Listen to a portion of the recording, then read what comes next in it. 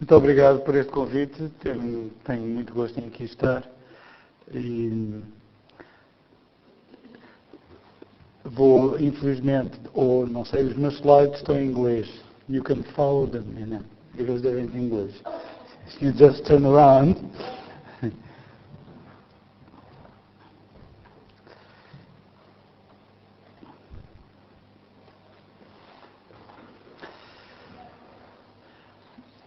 Portanto, eu sou investigador em inteligência artificial desde há 50 anos, praticamente, em grande parte por razões filosóficas, que, digamos, como pôr o espírito na matéria. Mas eu vou tentar não me dispersar em relação ao que me fez escolher este tema na minha vida e também o porquê de me interessar pela ética e pela moral. Agora, isso talvez se torne aparente a seguir. Na verdade, eu estudei muito tempo ainda estudo formas de raciocínio. A dada altura, achei que a moral era um bom domínio para aplicar o raciocínio. E daí começar a interessar muito pela moral. E para resolver, digamos, os problemas cognitivos postos pela moral. Depois, percebi que a moral tem a ver com populações. Quer dizer, não há a moral da pessoa isolada. E fui estudar a evolução da moral. Porquê é que a moral aparece? E aparece porque nós temos necessidade de cooperar.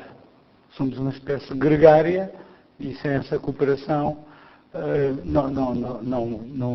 não conseguiríamos atingir os desenvolvimentos que temos atingido. No entanto, quando há gregarismo, há sempre oportunistas, há os que querem beneficiar sem dar nada em troca. Portanto, os borlistas, chamamos assim, os free riders. Portanto, é inerente à questão do gregarismo e das regras morais, como é que elas administram esse problema que não desaparece dos que se querem aproveitar do gregarismo sem contribuir para eles. E, de certa maneira, são os que querem aproveitar o tempo dos outros, como diria a Nina, mas isso é um problema que já vem de trás, porque quando um leão come uma gazela, ele está-se a aproveitar do tempo que a gazela despendeu de vida a obter aquele recurso que ele obtém rapidamente e pode depois ir fazer a sua cesta. Portanto, este problema de aproveitar o tempo de outro ser biológico é muito profundo. E, portanto, todo este problema dos borlistas tem raízes tremendas, tem raízes nos próprios eucariotes e na combinação de bactérias para produzir células com núcleo. Mas eu prometi-me próprio não me dispersar, era um pouco para aguçar o apetite. Eu vou passar 25 slides, estão em inglês, mas essencialmente eu vou falar de cada uma das frases que aparecem. Nós estamos num momento de cruzilhada, toda a gente já percebeu isso, da inteligência artificial, da ética e do seu impacto social. E essa encruzilhada obriga-nos a pensar sobre estes problemas. De certa maneira, a inteligência artificial agudiza os problemas que já tínhamos, os problemas de quem é escravo de quem está a usar o tempo de quem está a mecanizar ou automatizar o pensamento de outrem. Porque a inteligência artificial está a entrar dentro do cognitivo, que até agora era um monopólio, um nosso monopólio. E, portanto, ao entrar nesse cognitivo e ao ser mais barata do que nós, é um escravo mais barato. Portanto, nós temos tendência a sermos substituídos e, provavelmente, passaremos a ser simplesmente como aquelas galinhas e porcos que são mantidos vivos para aproveitar aquela energia, aquela vitalidade e viveremos com o mínimo, talvez com o tal rendimento mínimo de que o próprio Zuckerberg defende, porque as grandes companhias têm medo da sublevação que vai acontecer com essa mecanização da mente. Mas estou-me a dispersar novamente. Aliás, este assunto é um assunto que convida à dispersão a todo momento. O que é certo é que eu já trabalho nisto há uns 14 anos. Mesmo quando ainda ninguém falava como hoje se fala, com tanta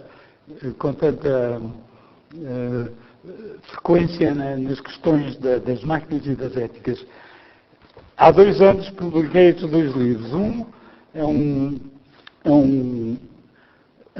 é mesmo sobre como programar a ética nas máquinas. É uma monografia um bocado técnica, mas pode ser lido, tem trajetos de leitura. Este outro, A Máquina Iluminada, The Enlightened Machine, este é em português e também discute para um público mais vasto esta problemática. Estou a preparar um livro para maio que é A Moral da Máquina e a Mecanização da Moral, com o meu coautor António Lopes. Ora bem, eu já referi que há dois domínios da moral, o cognitivo e o populacional. E eu estudei os dois, quer dizer, a nossa cognição moral tem que ser compatível com a população onde vivemos, obviamente, porque é para ser usada nessa população, e o viver em população põe certas exigências cognitivas que a evolução teve que fazer evoluir. E a evolução testou quais são as capacidades que resultam, que permitem essa vivência populacional. Portanto, no domínio populacional, eu uso a teoria evolucionária dos jogos. Portanto, é uma teoria que se aplica para tentar explicar como é que certas regras do jogo, digamos assim, de evolução de uma população, propiciam o aparecimento da cooperação. Porque esse é o problema que Darwin também não conseguiu resolver. Se estava toda a gente a competir, como é que aparecia a cooperação? Se cada um quer para si, como é que aparecem as regras que conseguem ser para benefício de todos? É um problema difícil e que só nos últimos 40 anos que se começaram a desenvolver instrumentos matemáticos para estudar, não simplesmente para falar em abstrato, mas para estudar concretamente, com formalismos que podem ser programados em computador, estudar, por exemplo, a importância do reconhecimento de intenções, a importância da promessa, do commitment, a importância do perdoar, a importância de pedir desculpa, a importância de sentir culpado, a importância de pensar, se eu soubesse o que sei hoje, teria jogado de outra maneira, digamos assim. Isto para dar exemplos de modelos, digamos, matemáticos implementados em computador que eu tenho feito nos últimos anos e que vocês podem, se virem interesse nisso, ir à minha página pessoal ler esses artigos. Portanto, eu não vou, naturalmente, aqui entrar nos tópicos técnicos que acabo de referir, mas nas questões que surgem por causa da ética das máquinas. E há muitas questões, e por isso o assunto é tão vasto e tão difícil digamos, de agarrar, porque nós temos, quer o uso ético, ou seja, se eu programar um computador, posso programar para fazer coisas éticas ou não éticas, para fabricar fake news ou para outra coisa qualquer. Posso programar um drone para ir matar alguém, por exemplo. E, portanto, mas eu estou a distinguir o uso ético da tecnologia que se torna autónoma. Porque é esse o problema. A nossa tecnologia está a ganhar autonomia em vários graus e a capacidade de decidir por si. E, portanto, quando nós vamos construir agora os instrumentos com autonomia, e há vários graus de autonomia que a legislação e os juristas e a jurisprudência precisa discutir, porque já não há apenas a autonomia humana, mas guiamos-nos pelos valores humanos e éticos, uma vez que queremos construir máquinas, e estou a falar não só de robôs, mas software em geral, que vão conviver connosco, vão fazer parte da nossa sociedade e, portanto, têm que ser compatíveis com os nossos valores. Claro que se mandarmos uma equipe de robôs para Marte, até pode ser que eles tenham uma ética completamente diferente e não tem que ser necessariamente aquela que usam aqui. Mas também temos o problema se cada fabricante faz um robô que usa normas éticas diferentes, como é que os próprios robôs se vão entender entre si? Até porque eles estão em competição porque pertencem a produtores diferentes e querem fazer melhor do que os outros. E no fim de contas, no fim do dia, tudo tem que acabar por se traduzir numa legislação que diz o que é permitido, o que é que não é permitido, e a legislação tem que estar baseada em standards. Tem que haver, portanto, acordos internacionais que dizem quais são os standards, tal como há standards, sei lá, para carros, para elevadores, para aviões, etc. Tem que haver standards standards e testes que essas máquinas autónomas passam.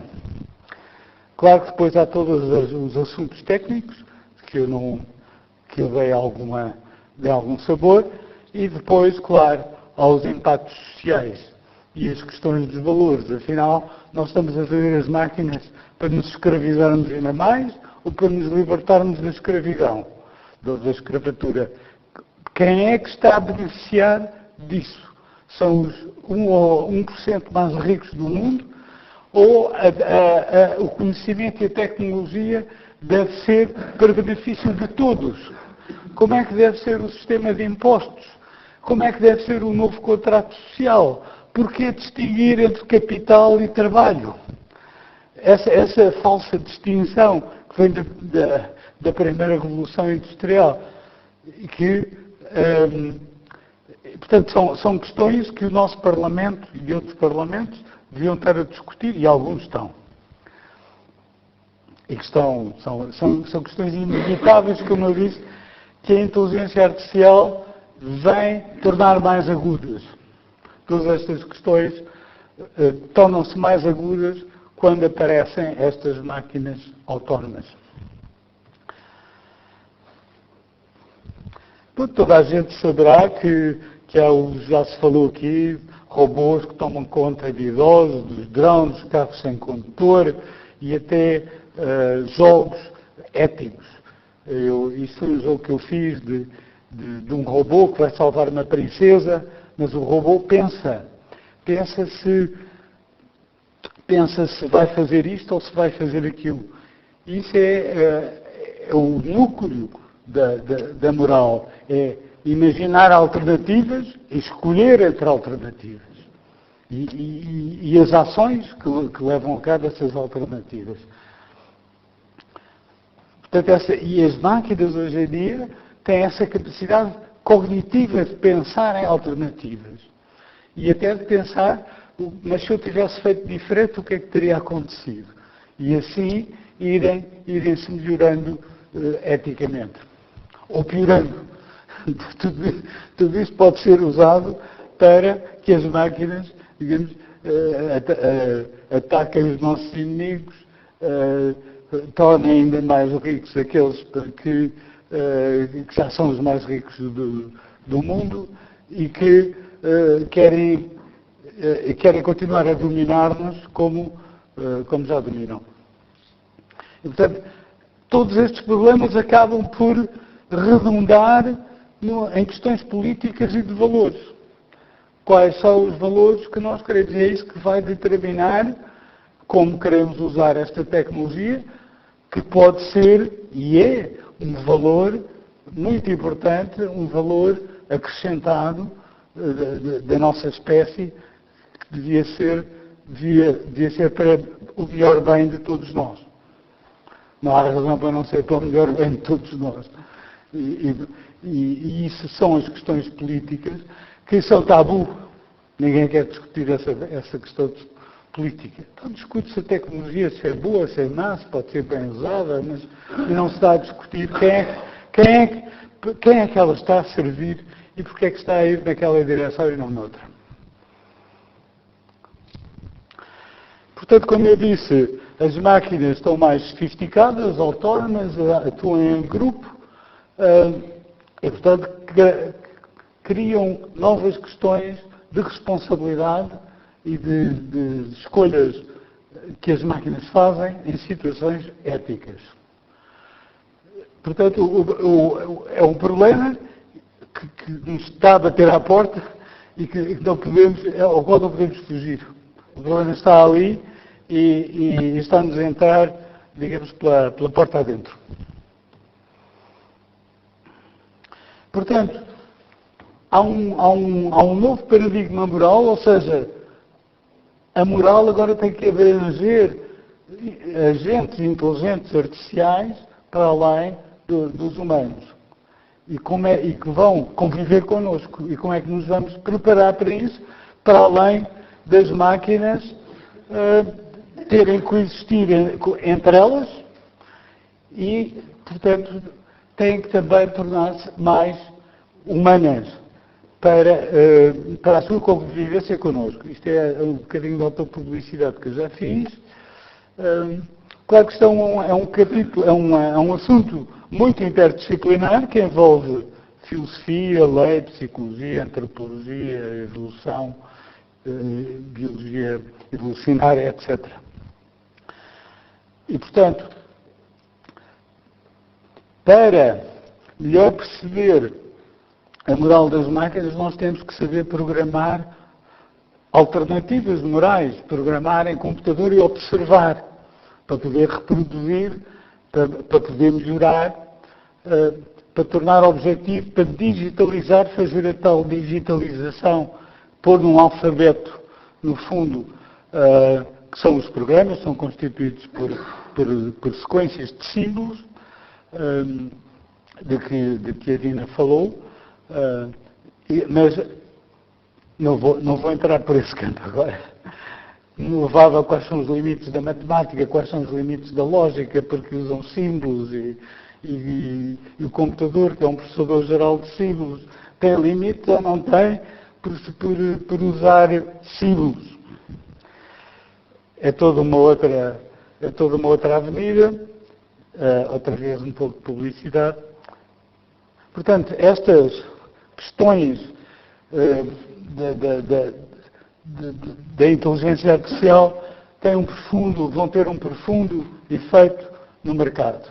E todos os estudos, sei lá, da McKinsey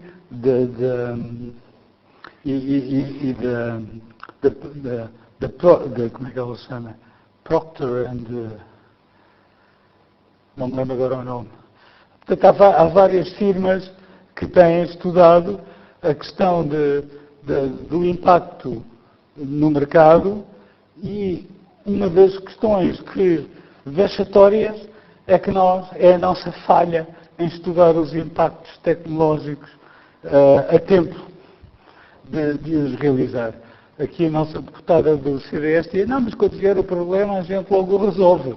Então, se calhar, quando houver a subversão da população, eles resolvem o problema mandando uns robôs para os conter.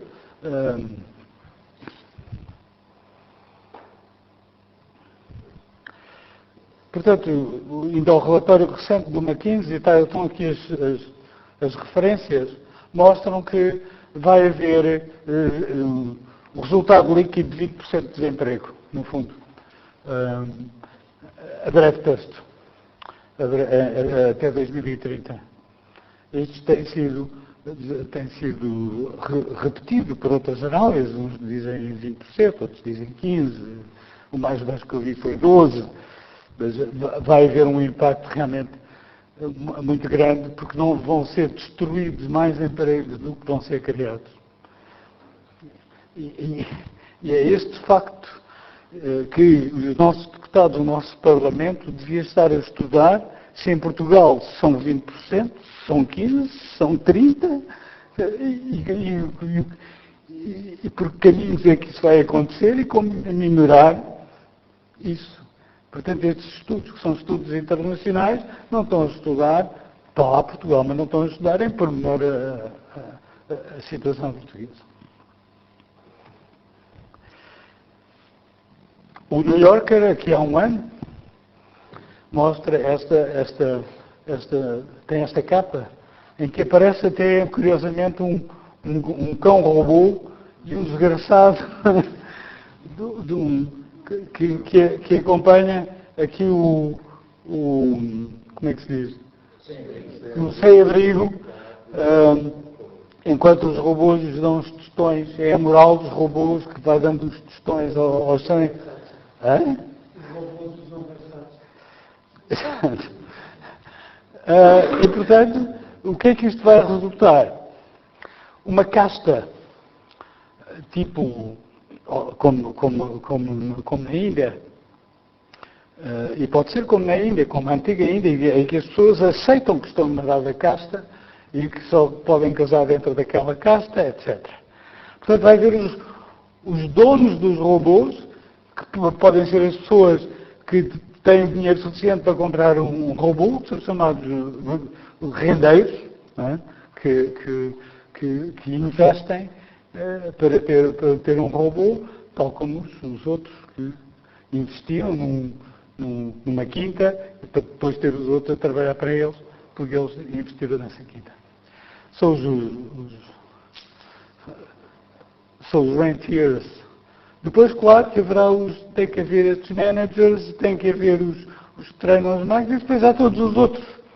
Perguntava-se aqui, mas isso não pode acontecer. Alguém aqui disse, porque depois, mas então como é que as pessoas compram coisas, gastam os produtos? Bom, haverá os muito ricos que compram estas coisas e os outros que são mantidos num limiar de sobrevivência, como as tais galinhas e porcos nas quintas que a gente conhece, para usar, no fundo, a energia da vida, usar a tal escravidão, que já vem de longe, tem raízes biológicas muito profundas. Peço desculpa de dar esta imagem, então. Eu, pessoalmente, estou muito convencido disto. Estou muito convencido, se quer a minha opinião. Sou muito pessimista e acho que a nossa espécie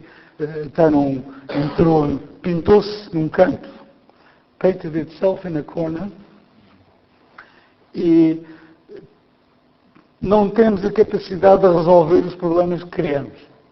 Criamos problemas que estão muito para além da nossa capacidade, mas continuamos convencidíssimos de que basta falar, refletir, e o problema está lá, a solução a algures num sítio neoplatónico, e o problema há de se resolver. Claro, isto tem muito a ver com o problema do uso do artigo definido, do substantivo, isso é toda uma outra conversa, como é que a linguagem nos ilude a falar destas coisas.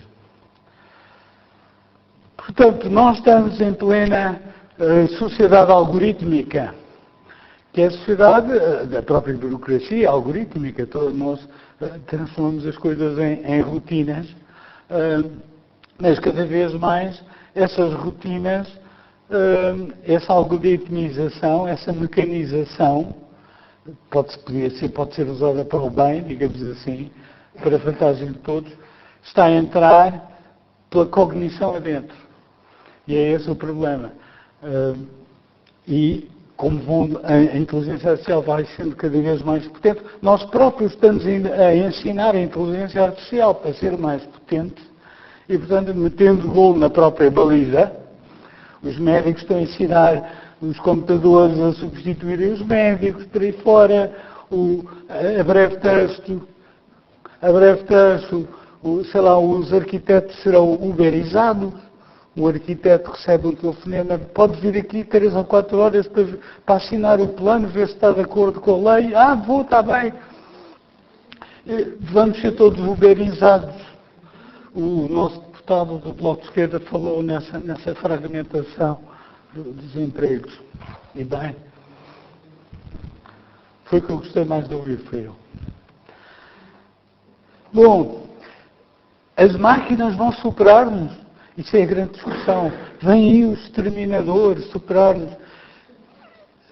O exterminador, aquele filme, não é? As máquinas de Hollywood, segundo... Ora, o problema não é esse. Esse problema está-nos a distrair.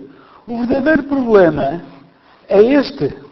É que já neste momento estamos a dar poder a máquinas demasiado simples. As máquinas do machine learning, do Pedro Domingos, que diz que aquilo é tudo. Quando essas máquinas são altamente simplistas, não conseguem explicar porque é que decidem coisas acerca de nós, não têm capacidade de explicação, não têm capacidade de introspeção. E todos vocês, se calhar, já experimentaram o Google Translate, que vocês metem. Uma frase sai noutra língua qualquer, muitas. E se meterem a história dos 3 porquinhos, frase a frase, o porquinho, vocês conhecem os 3 porquinhos, o lobo mau, etc. Ela traduz tudo. Se no fim perguntarem à máquina, mas qual é a moral da história? Não há qualquer resposta.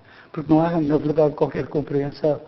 É apenas encontrar padrões. Esta frase que foi traduzida por humanos, está numa base de dados, este padrão corresponde a este padrão na outra língua. Mas não há uma compreensão profunda. Portanto, fala-se as máquinas agora traduzem e tal, mas é o exagero dos média, das móveis, do querer convencer as pessoas a vir a comprar os tais carros sem condutor.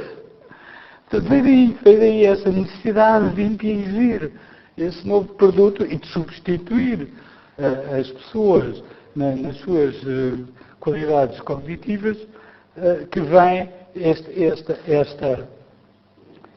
overselling, este sobrevender da inteligência artificial. Se lerem a minha entrevista na Visão da semana passada, eu digo, mas a inteligência artificial ainda não chegou. A inteligência artificial não é isto de que se fala agora.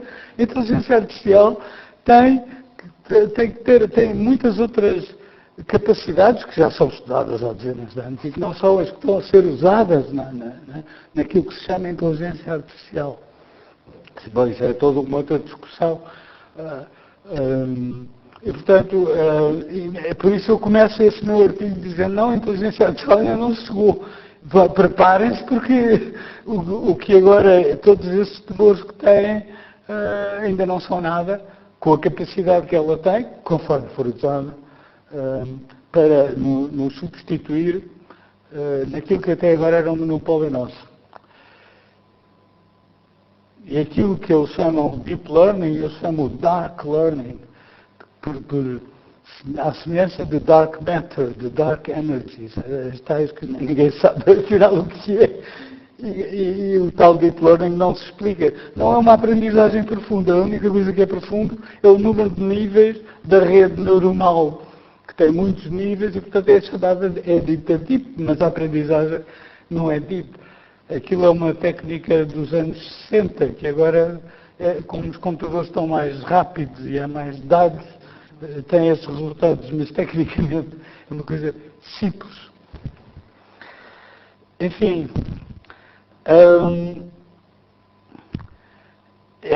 mas esses programas simples estão a meter-nos em gavetas, porque nós somos já analisados estatisticamente. Se concorremos a um emprego e alguém percebe que nós vivemos num bairro tal e que isso é um bairro de negros, embora nós não sejamos negros, automaticamente somos classificados como alguém que não vale a pena chamar à entrevista de emprego. E ao isso ser feito, tornamos mais um caso de pessoa que vive naquele bairro que não é chamada à entrevista de emprego. E, portanto, o sistema auto-reforça-se e autoconvence-se. E, portanto, as gavetas ficam cada vez mais estanques. Ora bem, Será quanto tempo? 5 tempo. Será então que as máquinas se vão sobrepor a nós? Como eu disse, não é essa a questão. A questão é, sobretudo, neste momento, o mau uso que damos a máquinas simplistas. E julgamos que podemos dar-lhes valores morais e éticos, quando nós próprios não sabemos bem quais são os nossos valores morais e éticos. Os filósofos não se entendem. Há 4 ou 5 escolas éticas que eu menciono aqui. Nós não sabemos o suficiente sobre a nossa própria ética para conseguirmos programar na máquina. E por isso, a minha ênfase nesta palestra é que temos que começar por aí, por perceber melhor a nossa ética,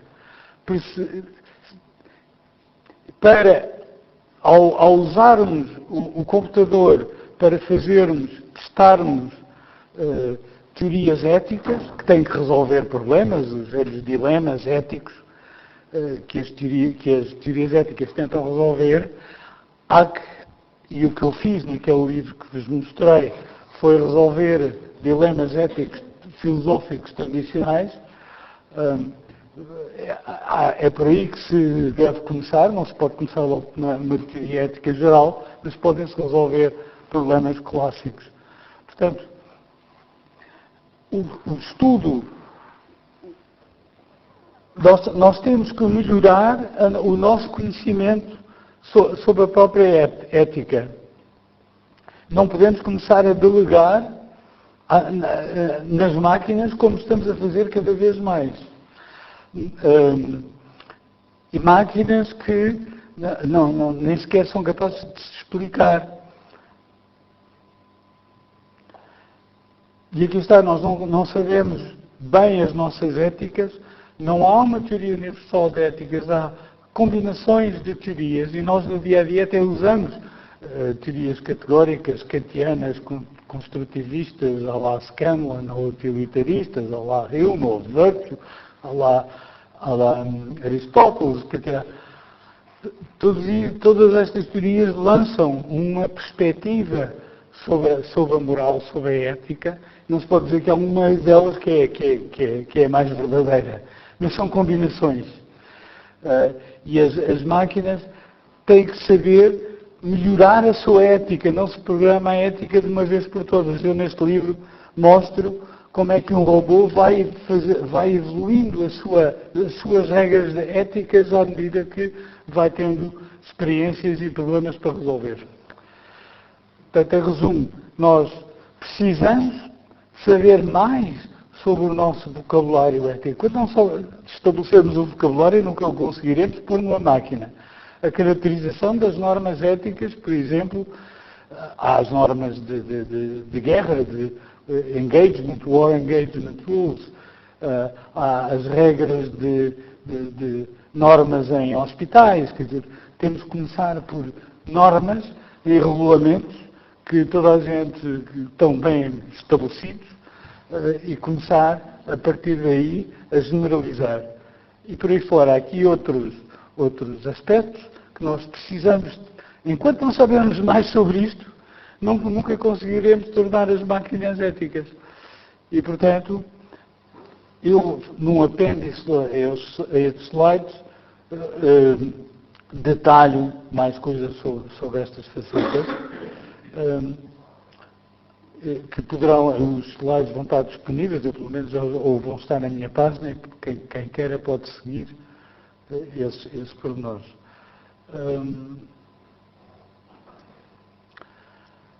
Portanto, já mencionei isto, temos que lidar com o problema da incompatibilidade de máquinas feitas por diferentes fabricantes e que não se vão entender.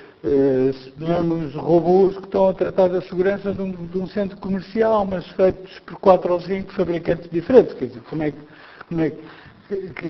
como é que eles vão atuar em conjunto?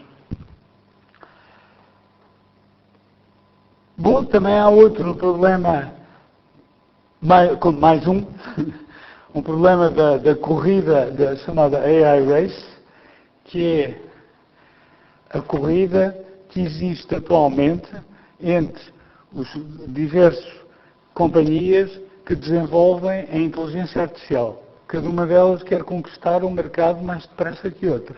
E a maneira de o fazer é não prestar tanta atenção aos problemas de segurança.